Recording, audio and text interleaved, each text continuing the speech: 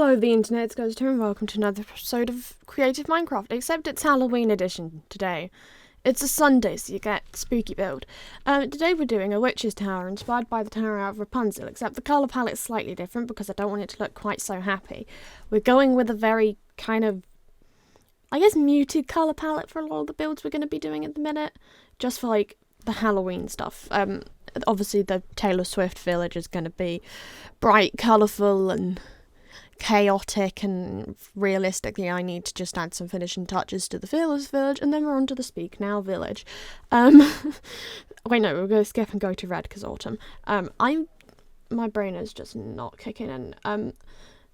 So first of all, let's do block palette today. We're using cobblestone, andesite and stone for the main tower, and then we're going to use, I think it's crimson wood for the roof, and we're just using the planks because I wanted the purpley colour. Yeah, so I kind of just built like a bit that kind of shrunk in and then effectively built like a fishbowl on top. I really like trying to do this roof because I just kind of built a shape and worked off of it and built it so it went round and looked cool. And it does. I'm really happy with it. It's probably the most experimental I've been with a roof, but we go with it. It's cool. So I used slabs, stairs, and I think just the standard blocks on the roof because I was trying to just get differences in height that looked a bit interesting so that when you look at it from any angle, it doesn't just look plain and boring like a lot of the roofs I build. Obviously we've already discussed the inspiration, the Rapunzel tower in Tangled. What else can we talk about in regards to this? Well, I don't know what the next spooky build's going to be. We're working on figuring that one out, and I'll probably have it figured out in time to record for next week, so yay. If not, you'll just get extra Taylor Swift. Which, I mean, I'm never going to complain about. The Taylor Swift builds are really quite fun, coming up with stuff that has meaning. I don't quite know what I'm going to do for red. I really don't know what I'm going to do. We could do a scarf shop for All Too Well. That's a good one. I think I'll start with that.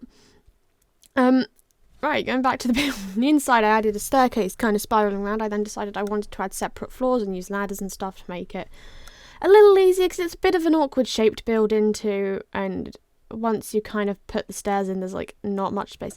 Could I theoretically have gotten loads and loads and loads of floors in? Absolutely. I did a total of 3, one on the bottom that's kind of like a shop for potions and stuff because we have one on the other Halloween build, so I think it's just going to become a thing of every year for Halloween we get a potion shop because I don't really build them anywhere else, to be honest. There's nowhere else where they really work, and also it means I'm not going to end up building loads and loads a year. I used the trapdoors to kind of like section off the stairs also as like a railing so you don't like fall down. Could I use barrier blocks? Absolutely. But I wanted to just do this and make it look a little bit weird and cool. It's the goal of every build. And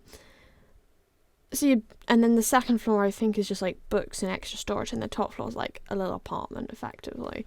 It's a very tall build. It's kind of like gonna just be hidden in the background, I guess. And I had to put loads of roofs back in on this one because I couldn't stand the idea of staring at it and there being a massive space around it. The terraforming was fun because there was like a giant ravine thing, and I wanted to cover it over because then I could put in like a proper path. I don't know if that's this episode or if I did that off camera.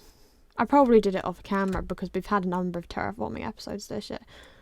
I then used more trapdoors and then use lanterns. I think I put chains. Yeah, but put chains because I don't do that nearly enough. And then I added a little area to like brew the potions, added a sink. Got to love adding sinks in Minecraft. They're one of my favourite things to do in terms of details.